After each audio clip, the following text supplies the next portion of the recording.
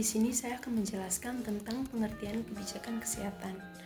Nah, pengertian kebijakan kesehatan itu sendiri merupakan serangkaian keputusan, rencana, dan tindakan yang dilakukan untuk meningkatkan derajat kesehatan masyarakat. Tujuan dari kebijakan kesehatan sendiri itu yang pertama itu meningkatkan status kesehatan dan kesejahteraan penduduk, di mana fokus peningkatan kesehatan masyarakat itu secara keseluruhan lebih sejahteranya kepada individu. Dan yang kedua itu mendorong gaya hidup yang sehat, di mana pemerintah itu mengedukasi dan mendorong masyarakat untuk memilih pola hidup yang sehat dan juga bersih agar terhindar dari penyakit. Dan yang ketiga itu menciptakan lingkungan yang mendukung kesehatan, di mana pemerintah itu memastikan lingkungan yang fisik dan sosial yang mendukung kesehatan termasuk akses atau fasilitas yang memadai. Dan yang keempat itu mengatur hubungan ekonomi antara pasien dan layanan kesehatan, di mana pemerintah itu mengatur hubungan yang transparan antara layanan kesehatan ataupun pasien. Baik, pada kesempatan pertama saya akan menjelaskan berkaitan dengan model sistem. Jadi model sistem merupakan salah satu model yang lebih menekan pada konsep bagaimana kebijakan publik dibuat lalu diimplementasikan. Kemudian yang menjadi bagian penting dari model sistem yaitu hasil atau output dari kebijakan publik yang dibuat oleh sistem politik.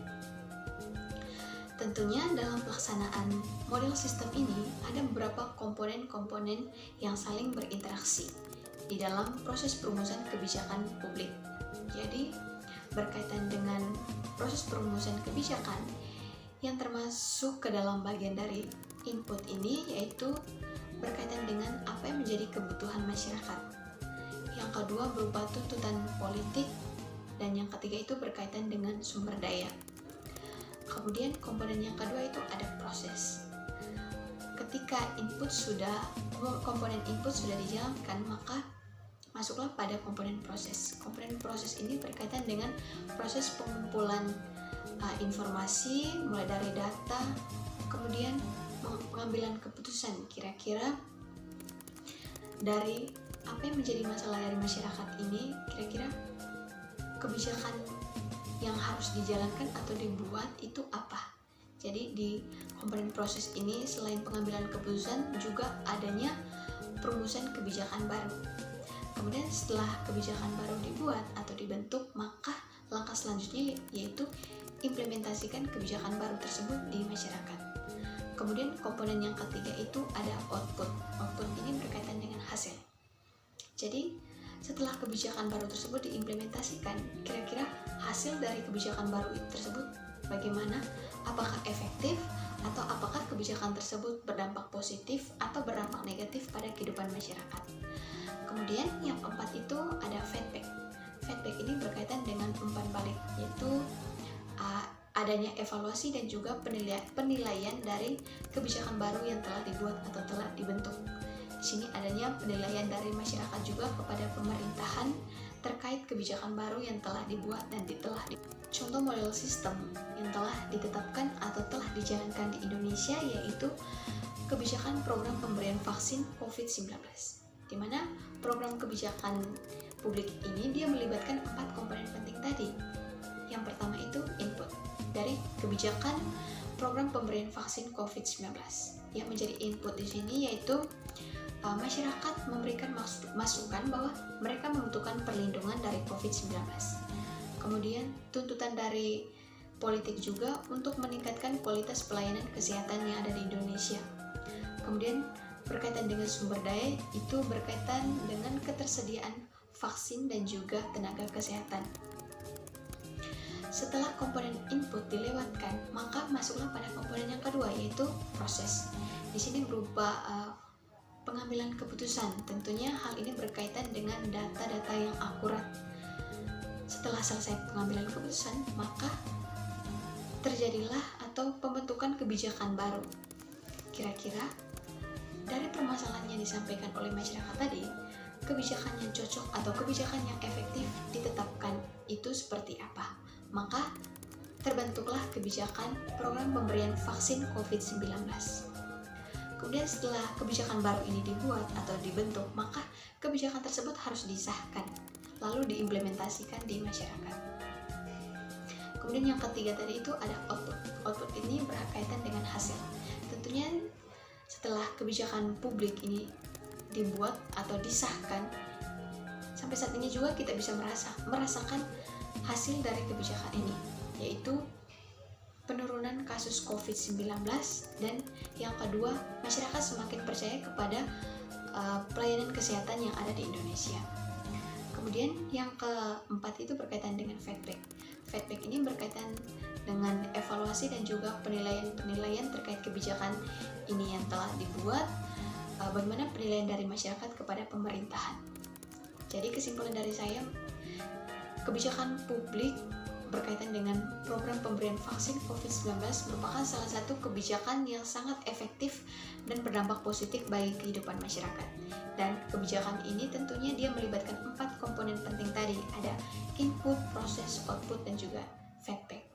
Dan kebijakan ini sangat efektif dijalankan di Indonesia, terbukti bahwa kita bisa melewati wabah COVID-19.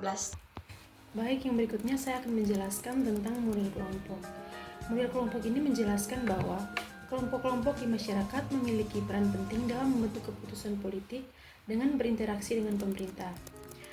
Kelompok sendiri itu merupakan kumpulan dari beberapa individu yang memiliki kesamaan tujuan, minat, atau karakteristik tertentu. Model ini menjelaskan kelompok-kelompok ini berperan sebagai jembatan antara individu atau masyarakat dan juga pemerintah. Kelompok masyarakat itu ada banyak, seperti kelompok pertanian, kelompok lingkungan hidup, dan lain-lain. Dengan demikian, kelompok-kelompok ini berinteraksi dengan pemerintah untuk memengaruhi keputusan politik. Contohnya itu seperti kelompok pertanian yang berinteraksi dengan pemerintah untuk meminta harga komoditas pertanian yang lebih baik. Baik, di sini saya akan menjelaskan model rasional. Model ini menyatakan bahwa kebijakan yang baik adalah kebijakan yang paling efisien dalam mencapai tujuan. Pengambilan keputusan dalam model ini harus didasarkan pada pemikiran yang rasional, data yang lengkap, serta analisis yang mendalam tanpa kesalahan. Contoh model rasional yang pertama itu penggunaan aplikasi pembayaran online seperti GoPay, Link Aja untuk memudahkan transaksi. Yang kedua, penggunaan sistem pengaduan online agar masyarakat dapat melaporkan keluhan dan memantau penyelesaian. Yang ketiga, penggunaan sistem pendaftaran online untuk memudahkan akses ke layanan publik. Yang kedua, model inkrementalis. Model ini menekankan pada kelanjutan kebijakan yang sudah ada dengan hanya melakukan perubahan kecil atau penyelesaian bertahap. Pendekatan ini bersifat kolaboratif, menghindari perubahan yang besar yang berisiko. Di sini saya mengambil ciri-ciri model inkrementalis. Yang pertama itu lebih memilih melanjutkan kebijakan yang sudah ada. Yang kedua, menganggap kebijakan dan program sebelum sebagai dasar yang baik. Yang ketiga itu fokus pada modifikasi kecil daripada perubahan besar. Yang keempat itu menghindari risiko besar dalam kebijakan yang baru. Di sini ada contoh model inkrementalis. Yang pertama itu program bantuan siswa miskin atau BSM. Program ini pertama kali diluncurkan pada era Soeharto dan terus dilanjutkan oleh presiden-presiden berikutnya dengan sedikit perubahan dan penambahan. Program ini bertujuan membantu siswa dari keluarga miskin agar tetap bisa melanjutkan. Selanjutnya saya akan menjelaskan mengenai model institusional.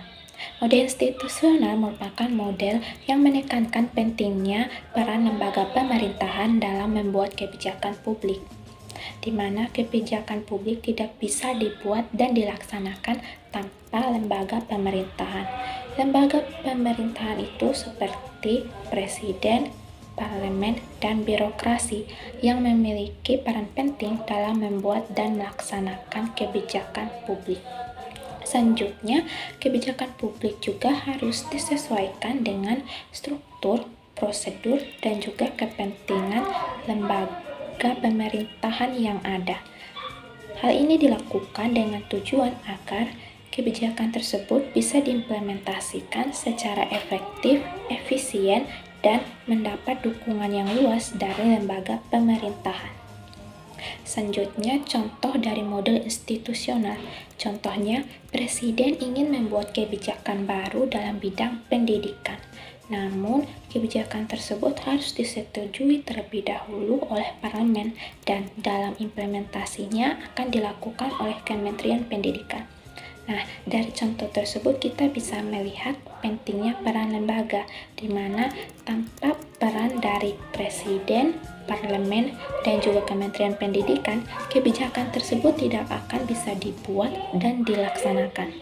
Maka, model institusional lebih menekankan pada pentingnya pemahaman peran lembaga pemerintahan dalam pembuatan dan pelaksanaan kebijakan publik. Selanjutnya, model kebijakan yang terakhir yaitu model mixed scanning, di mana sesuai dengan namanya, model mixed scanning ini merupakan model yang menggabungkan atau mencampurkan pendekatan pengambilan keputusan dari dua model utama, yaitu rasional dan inkremental. Di mana dalam model mixed scanning, seorang pengambil keputusan tidak hanya melakukan analisis mendalam sebelum membuat kebijakan, tetapi juga harus mempertimbangkan pendekatan yang bertahap dan juga adaptif dalam kebijakan yang dibuat. Selanjutnya, contoh dari model mixed scanning ini tuh dalam bidang pendidikan, yaitu dalam membuat kurikulum nasional, di mana pemerintah sebelum membuat kurikulum akan melakukan analisis yang mendalam mengenai kebutuhan pendidikan, perkembangan dan tren global yang ada, dan juga standar nasional. Hal ini dilakukan agar kurikulum dapat relevan dan bisa menjawab tantangan zaman yang ada. Lalu selanjutnya, dalam implementasi kurikulum, pemerintah akan memberikan keleluasaan atau fleksibilitas kepada kepala sekolah atau daerah agar bisa menyesuaikan kurikulum dengan tren lokal dan sumber daya yang tersedia. Hal ini dilakukan agar pendidikan yang diberikan sesuai dengan kebutuhan daerah dan potensinya masing-masing. Contoh selanjutnya itu dalam bidang kesehatan, yaitu pembuatan program JKN. Nah, program JKN ini sendiri merupakan program yang dibuat pemerintah dalam rangka untuk menjamin kesehatan seluruh masyarakat Indonesia dengan menggunakan mekanisme asuransi sosial yang dikelola oleh BPJS Kesehatan dengan tujuan agar menjamin kesehatan masyarakat yang adil dan berkualitas. Nah, tujuan dari JKN ini sendiri yaitu untuk mencakup seluruh lapisan masyarakat dan menetapkan standar pelayanan yang jelas, di mana maksudnya ini yaitu seluruh fasilitas kesehatan di Indonesia itu harus mengikuti standar pelayanan yang diberlakukan. Lalu selanjutnya dalam implementasi JKN, pemerintah itu melakukannya secara bertahap, di mana mereka sedikit demi sedikit memperluas cakupan dari JKN dan juga meningkatkan pelayanan kesehatan yang diberikan. Juga turut serta untuk selalu mengevaluasi dan menyesuaikan program JKN yang diberlakukan.